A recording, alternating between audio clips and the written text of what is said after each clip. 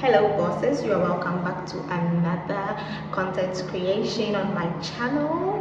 Yes, if you are new here, you are welcome to the family. If you are old, welcome back. Yes, in today's content creation we are going to look at the cultural shocks I had when I came to Vietnam, and I'm still having some. Yes, I always get shocked when I hear or meet something that I have never heard or experienced back in my home country. Yes, but we are learning day in and day out, and we are adjusting.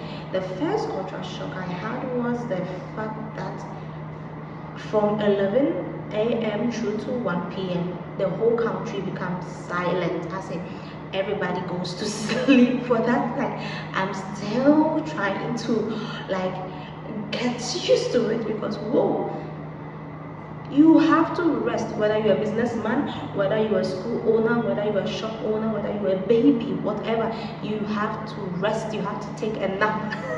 Funny, right? Also, I realized that they wake up very early in the morning and they eat their breakfast quite early. Around 6 to 7 they are done with their breakfast, and then with lunch, like, they have their lunch around 10 a.m. to 11 a.m. That is the time they have their lunch. Yes, like, it's a culture shock to me, because 10 a.m. in my home country, someone will still be having breakfast. Even me, as of now, sometimes at 10 a.m. I'm now having my breakfast, but for them at 10 a.m. to 11 they are having lunch.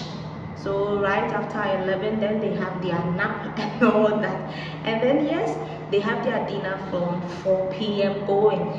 Yes, like, woo, that is one culture shock I had. And another one that is mind-blowing is the fact that when you are entering the classrooms, yes, most schools, most centers, you have to remove your footwear. You teach barefooted or wearing a socks. You cannot teach with your shoes or sandals on. You remove it before you enter a classroom, before you enter a house. You remove your footwear. Even in some shops, before you enter that particular shop, you remove your footwear. Yes. Like, how? How? Why? Yes, it's a cultural shock I have had. But we are still adjusting. So I think that is cool. Yes. Also, another cultural shock is the fact that I had is the fact that, whether you like it or not, in most provinces you have to know how to ride a motorbike to save yourself. Back in Ghana, even I didn't know how to ride a bicycle, but here in Vietnam I was forced to learn how to ride a motorbike, because without a motorbike I cannot go to work. Back in my own province, I was teaching in public schools.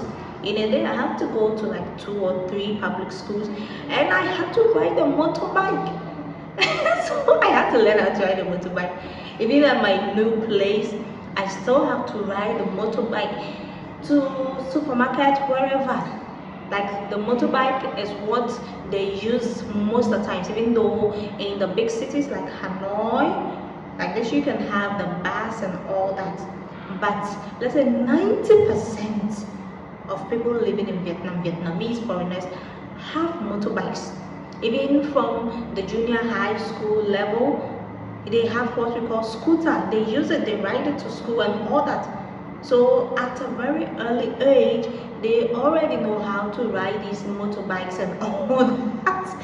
And primary students have bicycles, so most of them ride their bicycles to schools and all that. So yes, riding a motorbike, if you want to come to Vietnam, you have to have it in mind that you might have to learn how to ride a motorbike to save yourself. Yes, that's another cultural shock I had in Vietnam. Yes, and also another thing I realized, cost of living compared to my home country. I don't know if because I'm a foreigner, but for me, cost of living here is quite low, and it's good. Vietnam has been named to be the country with the lowest cost of living. Yes, so Okay, so I will continue with more cultural shocks in the next content. If you enjoyed this, kindly subscribe to my channel and follow me on all other social media. I go by the name Leslie Scott, or you can just call me Teacher Ann. Bye.